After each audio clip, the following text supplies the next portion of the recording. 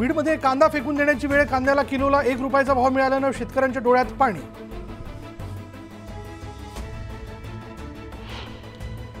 सांगलीतील कारखान्यांकडे शेतकऱ्याचे 520 कोटी रुपये थकीत। 2 दिवसात खात्यात पैसे वर्ग न झाल्यास आंदोलनाचा शेतकरी संघटनेचा इशारा।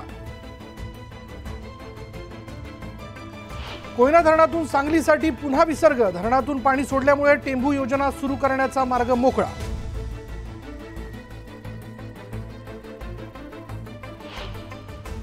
रत्नागिरीत कोरोनाचे 2 रुग्ण आढळले, नागरिकांना काळजी घेण्याचं आरोग्य विभागाचं आवाहन।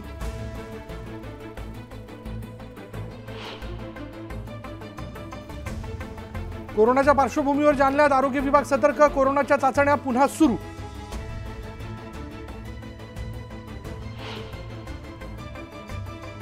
पालघरमधल्या बोईसर तारापूर औद्योगिक वसाहतीमधील हवा बिघडली, हवेच्या गुणवत्ता निर्देशांकाने गाठली धोकादायक पातळी।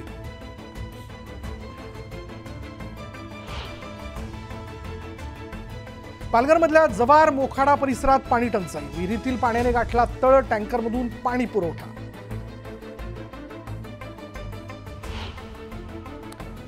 शहरातील समस्यांवरून सोलापुरात प्रहार संघटना आक्रमक, मृत पावलेले कुत्रे पालिका आयुक्तांना भेट देण्यासाठी आणले।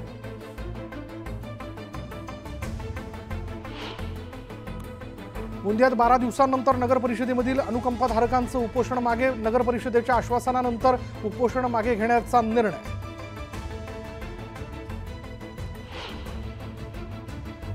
हिंगोलीच्या टाकळी गावामध्ये विकसित भारत संकल्प रथयात्रा रोखली, तिघांविरोधात गुन्हा दाखल।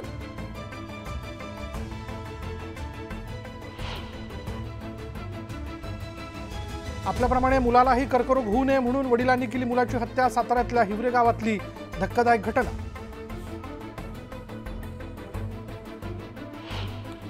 अमळनेरमध्ये स्फोट होऊन कारला आग लागल्यानं खळबळ, कारमधील 2 जण जखमी।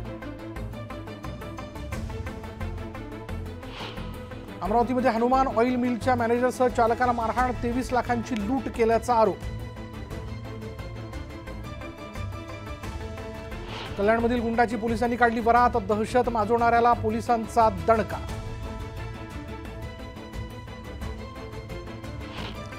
वर्ध्यातल्या सेलू तालुक्यात 11 मोर मृतावस्थेत आढळल्यानं खळबळ, विषारी औषधाने मोरांचा मृत्यू झाल्याचा अंदाज।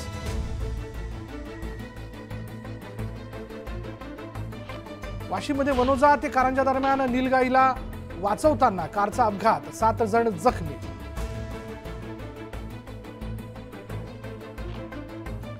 नाशिकच्या सप्तशृंगी गडावरील ट्रॉली सेवा 4 दिवसांपासून बंद, दर्शनासाठी आलेल्या पर्यटकांना फटका।